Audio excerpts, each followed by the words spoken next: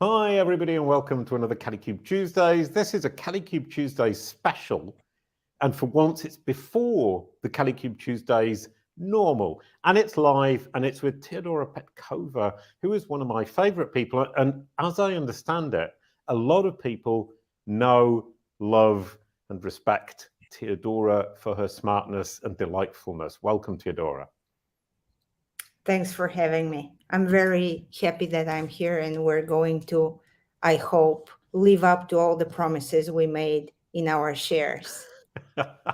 Exactly. Oh, brilliant. And this episode came up because we were geeking out with Andrea Volpini.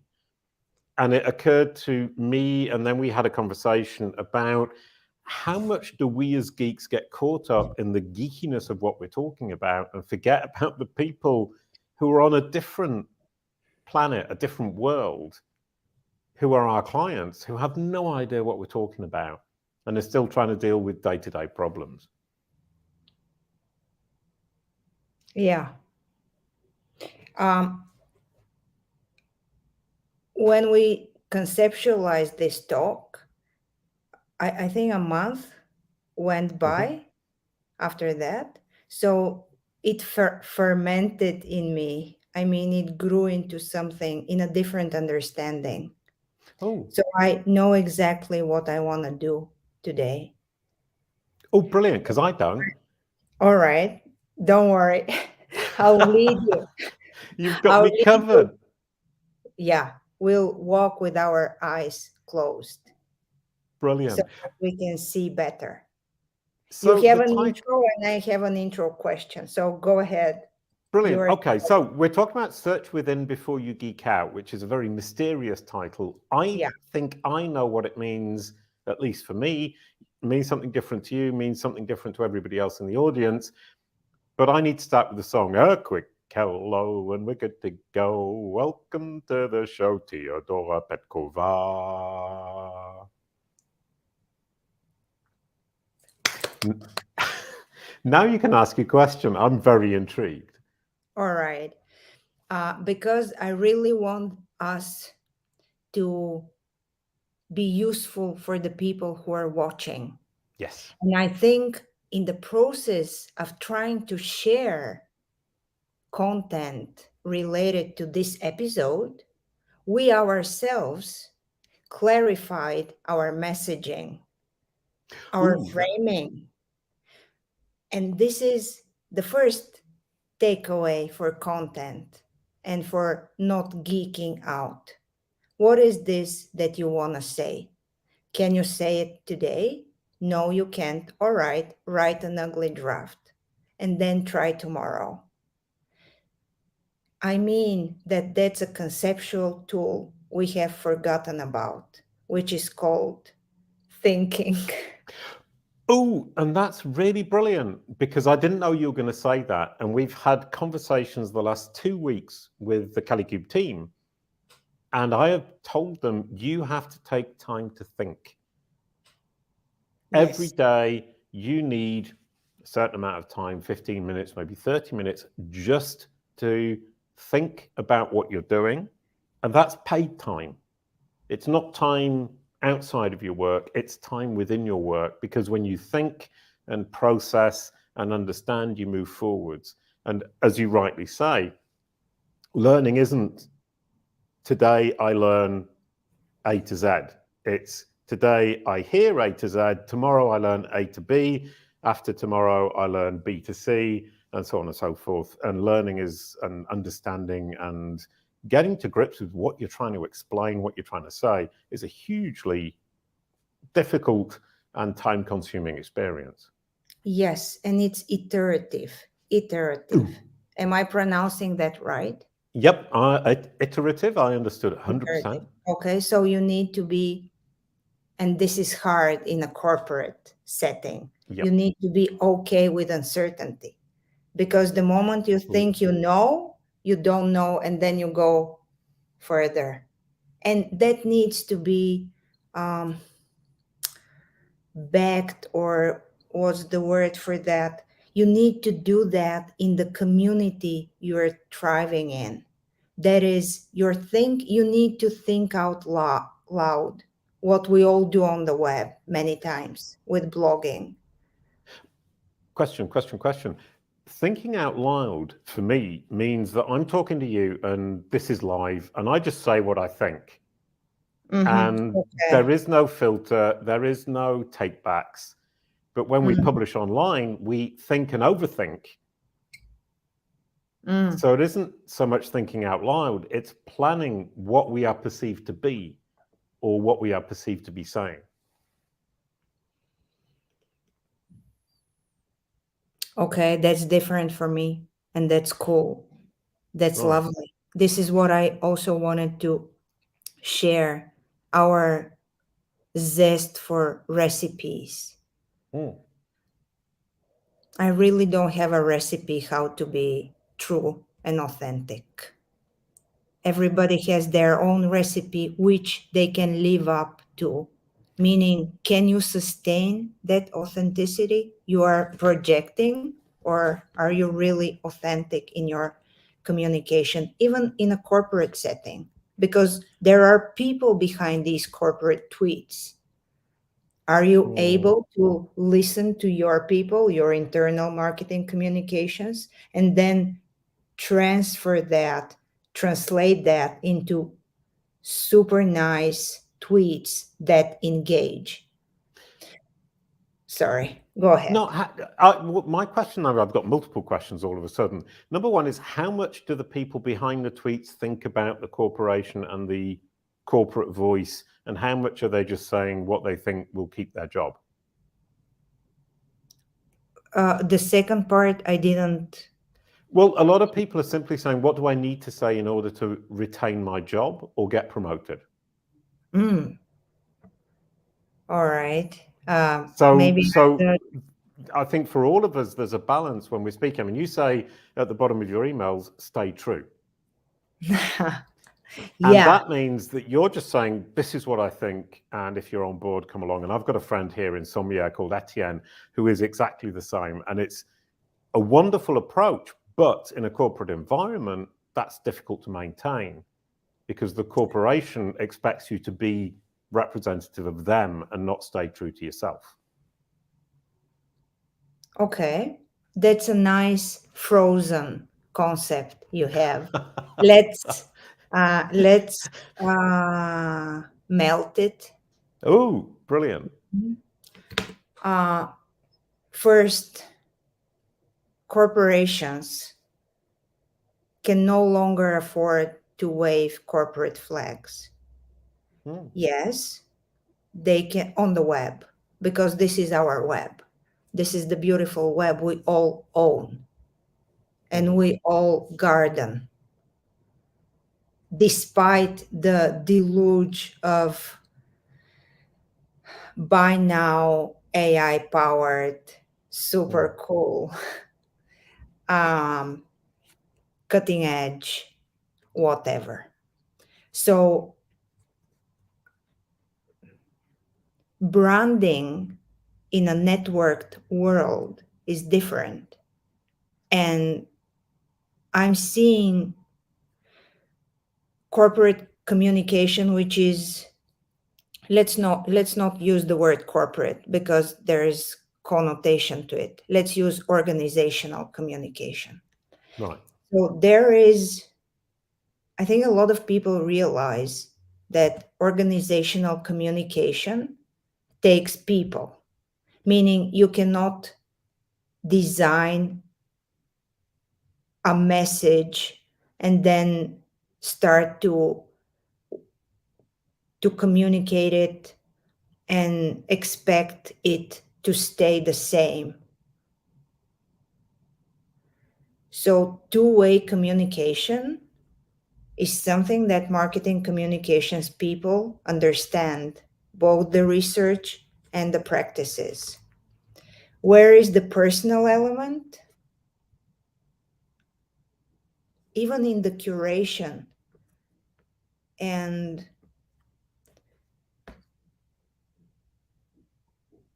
for example, when you are doing social media for a corporation, of course you have your your plans, you have the messaging, you have the words you want to use. But imagine having all that designed beforehand and going in a physical environment and not being responsive to it. I mean, I think we are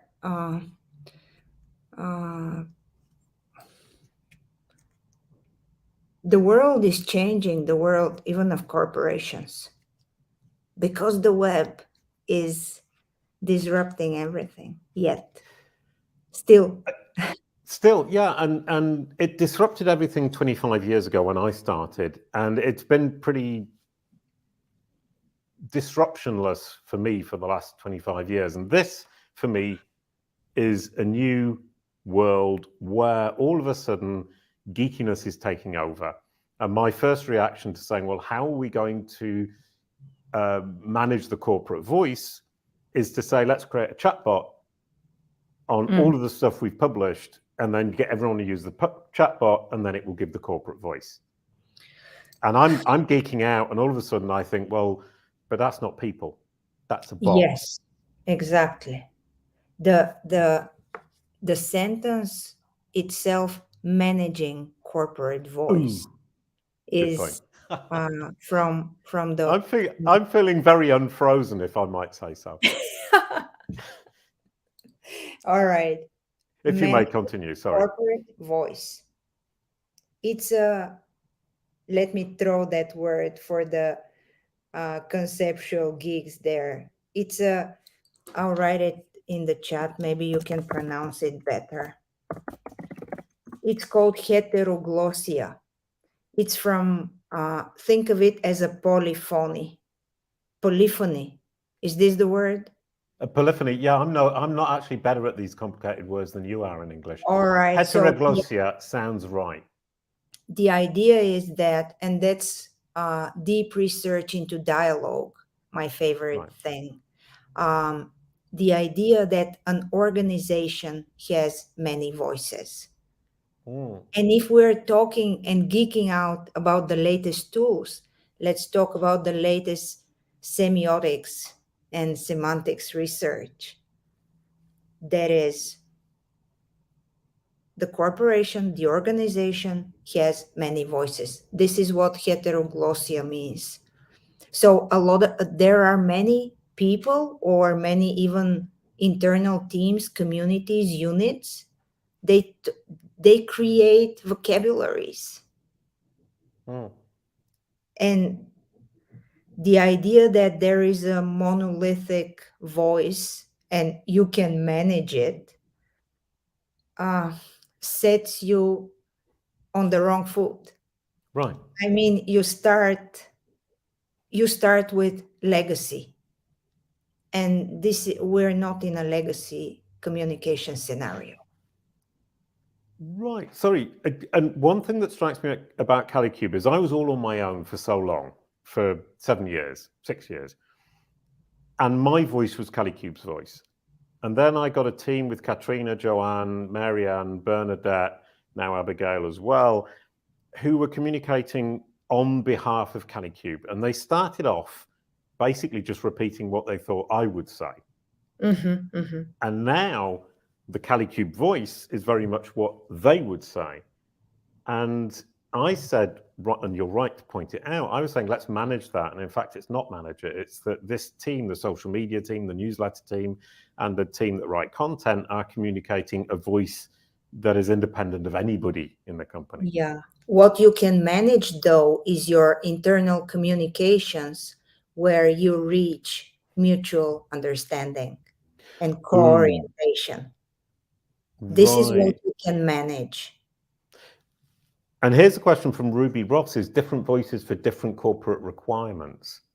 Different voices for social media, to different voices for selling, to different voices for content writing, to different voices for clients compared to agencies in the case of Kalicube. Does that make sense? Or do we need to be true to ourselves throughout the entire process? To be honest, I don't understand the corporate requirements part. I think it just means depending on who you're talking to. So if we're talking on social media, we would have a different voice to if we're talking to sell the services Yes, of of Kalicube, for course, example. of course. You are in a different communication scenario. Me as a content writer would write a totally different thing about a topic, about a subject for the blog, which can further change, although the big idea wouldn't, but the way it is framed and communicated would be different. Not only because the audience is different, but because the person who is communicating think this is different. Corporate contexts. Yes.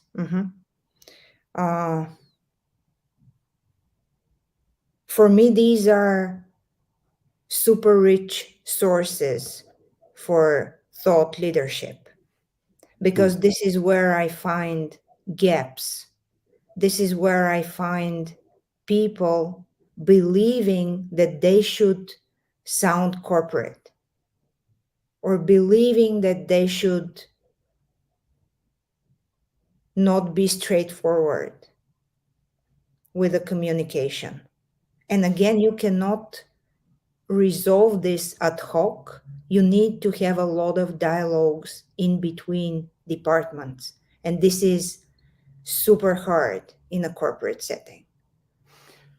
Right. Now, I would like to bring this back, because we've just spent 15 minutes talking about something that we weren't supposed to be talking about. Hugely interesting, and I'm getting dragged off into a realm that I didn't intend to look at. It was how not to geek out in front of clients when we're in such a geeky universe that we're obsessed by it.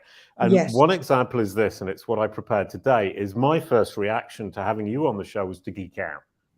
And it was to look in Bard, get a description of who you are, then put it into Kalicube Pro to identify the KGM ID for yourself, which we can see down there in step 3. And Step KGM 1, ID is what? it's the knowledge graph ID. So you've got a knowledge panel that you can claim. It's recognized your domain as being representative of you within the knowledge graph.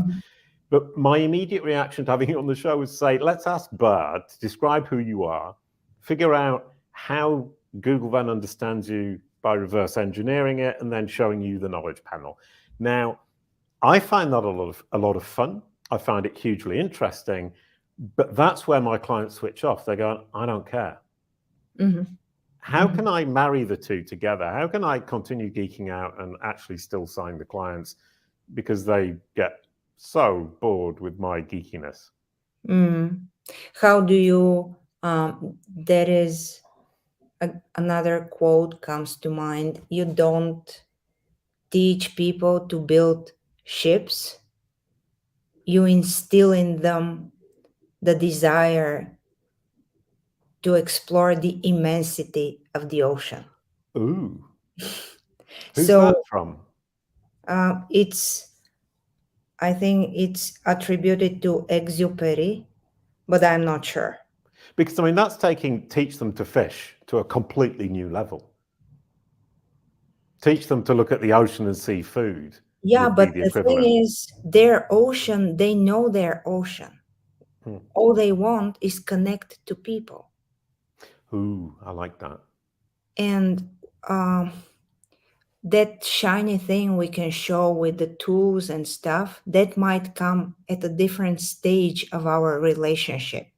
So we need to start talking with our clients by listening to them and not proposing our readily available toys. There's another participant in there. Yeah, see them behind you. It's absolutely fine. I mean, from my perspective, then I'm looking at saying, I'm in a geeky universe where I keep thinking that I'm being left behind because I'm not using the latest geeky toys, but my clients are focusing on what I can actually do for them, and they don't care about the geeky toys. Absolutely. In your domain, it's a little bit easier because it's more formalizable, like you can measure. And think about my domain. How do I measure the transformation in someone who was touched by my text? So maybe this is why I started to geek out and talk about data. I don't know. I'm at a place where I realize that I've gone too far in the metadata thing, and I want to go back. I want to go back to connecting to people. And I've quoted you a couple of times about the idea that for example, a chatbot or Google or search engine of experience is actually simply an interface between two human beings. Mm-hmm. And what we're trying to do as a human being on the marketing side is use the interface, which is Google or ChatGPT or Bard, to communicate with the person on the other side. And the trick we need to play is figure out how to not bypass, it would be the wrong word. It would be how to encourage the interface to communicate with the person on the other side in the way that we would have communicated. Yeah, I understand that. And in the same time, I understand that when you're writing a message in a bottle, you don't manage where the message goes. Oh, that's brilliant. That's scary. You cannot say that to your marketing manager. No, but okay. You can say stuff like there's heuristics process, there's explore versus exploit. And by the way, I also drifted away. I wanted to ask you whether one of the LinkedIn shares with the bullets was written by AI. Right. Yes, we've been doing that. Was right. And okay. And the AI adds lots of emojis that I would never add. Yeah, but can you show it, or can I don't have it to hand. No. All right. I wanted to go through it through the bullet points so that we can have something useful which people can use in their communication. Right. Yeah. Okay. Well, if you can fill in time while I'm looking for it. Filling time. All right. What else? I wanted to talk about things that we sometimes forget. And this is, for example, customer engagement. And when we geek out and we look at numbers and figures, we forget the core and the basics of engagement. Yes. And this is curiosity and a need. Usually, people engage with things that serve them, no matter whether this would serve my meaning making efforts or me trying to buy something. I'm engaging with something that will reward me. And when I engage with a title that promises so much and then does not deliver, I'm a sentient being and I am saying, that brand does not live up to the promise. And there's so many brands out there. Right, no, 100%. And sorry, what you've just explained is disappointment. So what we've missed with that post was to say, well, we can attract attention, but we've attracted attention to somebody who's then going to be disappointed by the content.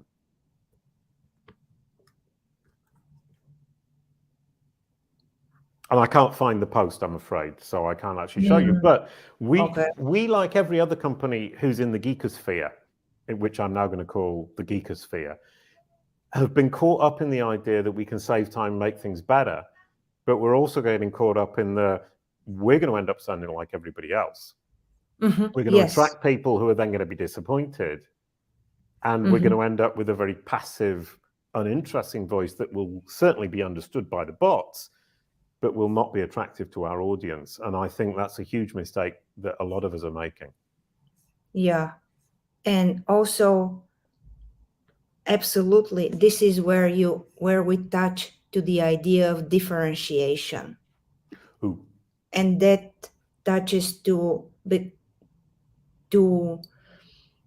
us not geeking out, to us being at least I'll share my personal experience. I'm so kind of worn off changing. Like everything is is transforming on the surface. And if you're following all these new shiny things, Yes. you are getting tired of that. And which should not be the case, because you need to be powerful and strong to hear your people, to hear your clients, to hear their path, which you have already walked so many times. And you need to be able to hear it with new ears, not afraid of the journey, not exhausted, but eager. So, how do you get eager? By not floating on the surface all the time, by going archetypal and connecting. At least my why is connecting to why people exchange. How can I help two people or an organization and an individual exchange? Sorry, you said, how can I help two people or one person? And what we tend to do is get very lazy and think, how can I get in front of 10,000 people?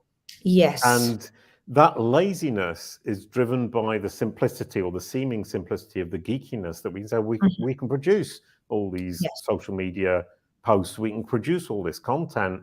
Exactly. And we're forgetting the human connection. And what I'm realizing with Kalicube Pro, which is a SaaS platform for agencies, is that I'm trying to reach out to every single agency on earth. And I should be reaching out to the agencies who I can actually help, who I already know, and build that out little by little on a personal basis. So when you talk about slow thinking for tech geeks, is that what you mean? Is that I need to distinguish between the tech I can do and the actual work I need to do and enjoy the journey? I'm mixing it all up a little bit, but enjoying the journey is something that I think we're all forgetting about. Yes, exactly. And not thinking that you have the recipe. Ooh. At least I cannot productize what I do. Maybe somebody can, but I can't. And this is my, I don't know, this is my craft. It's a craft. For me, marketing communications, especially on the web, are craft. And to do something for your client, to do something unique and authentic, you're an artist and you will be crafting that because you don't know any of the elements beforehand.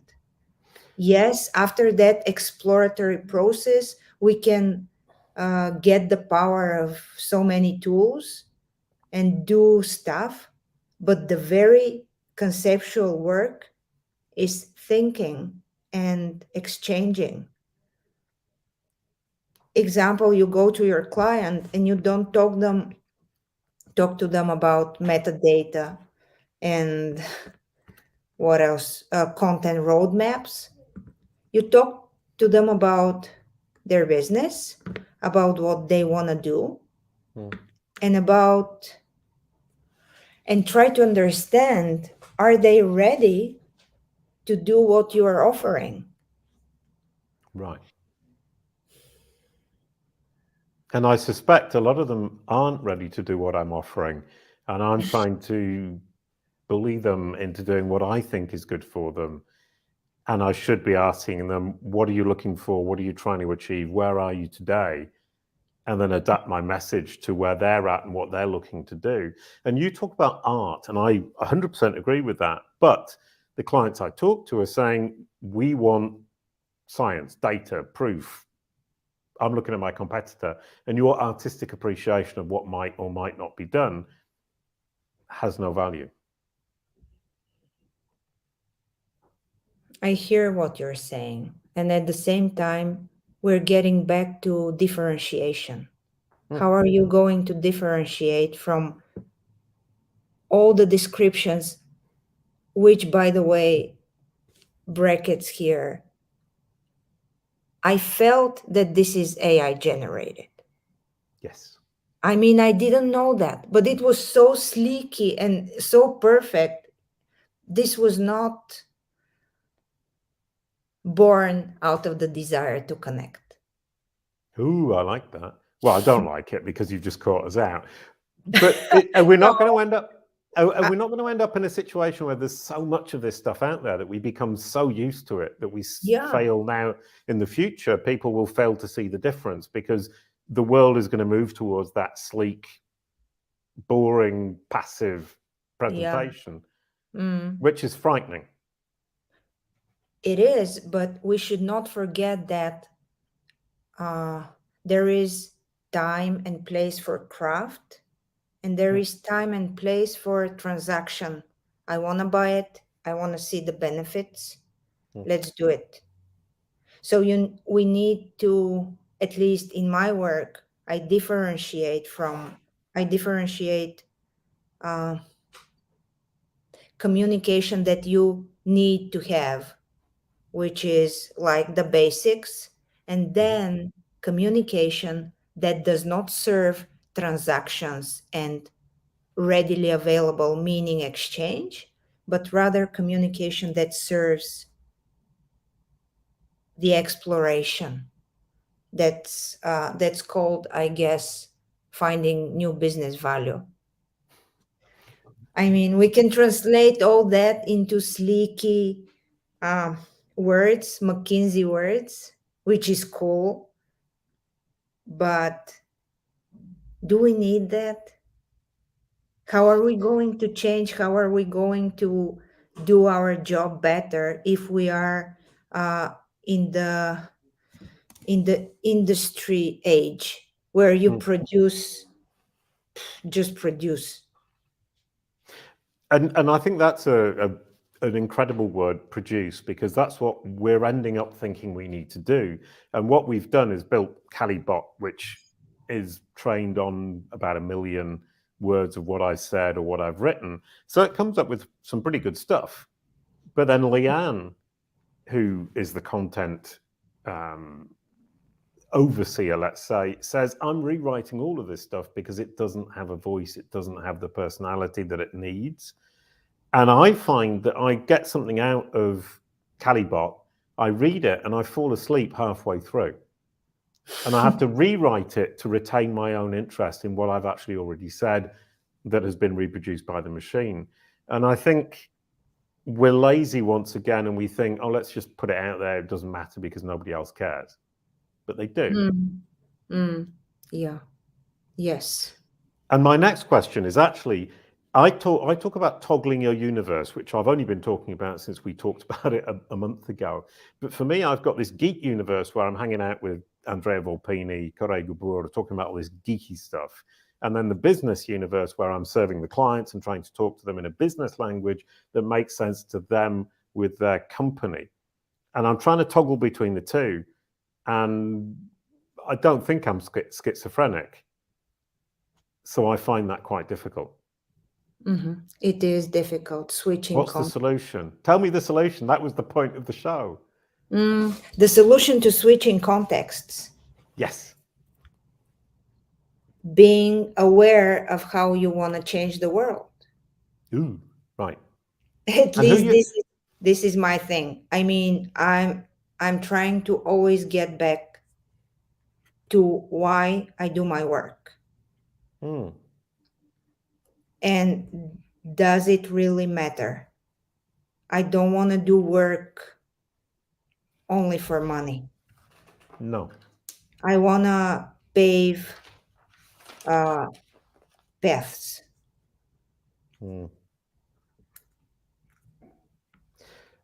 Okay. No, sorry. I'm actually writing down here because why am I doing the work that I'm doing? There are 3 things. I want to learn, I want to help others, and I want to have fun. Or I want to enjoy what I'm doing. Those are my 3 things. And in fact, when I look at it, I'm talking to Andrea Volpini, yourself, Corey Gabor, I'm learning. I'm talking to my clients, I'm helping. And in both, I'm having fun. And I just need to switch between learn mode and help mode as I switch toggle between my 2 universes. Oh, jolly good. Thank you very much. This was a bit like a psychologist discussion where you've just solved my That was very problems. easy. It was. So And you were not that ill. no, You're brilliant. healed now. Mm. So from that perspective, one of the things I wanted to do, and we can finish with this, is the huge discussion, which is how do we prevent ourselves getting carried away by the things that we think we should be doing because we're hanging out with geeks, and focus on the things we should be doing in terms of helping our clients, helping our business, moving ourselves forwards, and hopefully enjoying things. I mean, I find I have immense envy and jealousy about all the geeky things other people are doing. I think, oh, I have to be doing that. I need to be doing that. And I don't think I do.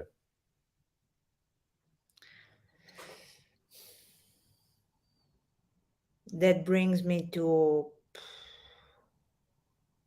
the idea of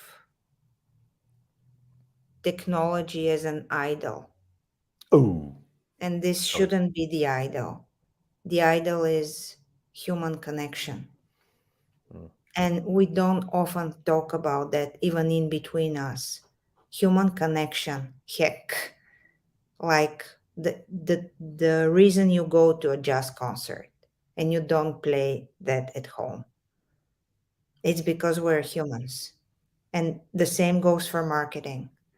And this is why I digged that deep in my PhD research to argue and find research and even practices that are arguments for a more meaningful way to connect with people and getting back to that industry type of connection. We're not there anymore. Maybe I'm overgeneralizing here, but we shouldn't be. I felt and this is what I feel too, you're kind of shy to tell to clients that not everything can be measured. And they know that. It's like going to somebody and wanting a solution without being part of it. That's not the case anymore, especially in a networked environment. And this is key. You talked about 25 years ago. We haven't seen anything yet. This is I talked to my friend today about me being sure that there's a new archetype somewhere being born, connected to that networked life we have. And yes, this is what I'm changing my direction. I'm going back to where I feel secure and where I feel these deep connections happen. And then the surface is easy. And actually, geeking out could be a way to hide your insecurity to talk about deep stuff when it comes to marketing. And I myself am I'm sure that this is the way forward. You cannot have differentiation through looking at figures, KPIs, formalizing everything, You can have differentiation by touching someone's heart. And that's still true until I die. Absolutely brilliant. And that is a huge ending point that I think is vitally important. Is it's easy to get caught up in the geekiness. It's easy to get caught up in the data. As human beings, we're looking for things that touch us, things that change our mindset from an emotional perspective. And I'm really, really pleased to have this conversation today. We've just finished a white paper about the Kalicube process, and I went through the whole thing, 8,900 words with Leanne. And we ended up actually coming back to what are we trying to help our clients with the Kalicube process. Behind it, there's a lot of data. Behind it, there's a lot of geekiness. But we've managed to reduce the emphasis on that and push forwards the emphasis on how we can actually help them from their point of view. So that was absolutely brilliant, Teodora. I'm really happy with this discussion. I'm so happy we decided to have it. And I'm feeling a bit more comfortable with the idea of learning, helping, enjoying. That's why I'm here on this show. That's why I'm with Kalicube, and that's why I'm talking to you. Thank you so much. Have you got any closing comments? I would love to give you the opportunity. I have statistics. I have statistics. Oh, we can say to our clients, and this is research based, that what remains in the emotional memory is a lot more than what remains in the cognitive memory. We never found the link for your AI generated thing, but we'll remember our talk. And that's cool if you can do it on a corporate scale, and you can do it. That's absolutely super. Thank you so much, Teodora. Thank you everyone for watching. That was brilliant. That was a great final comment. See you next time. This was a Kalicube Tuesdays special. You get the outro song. A quick goodbye to end the show. Thank you, Teodora. Kalicube. It's all about your brand SERP.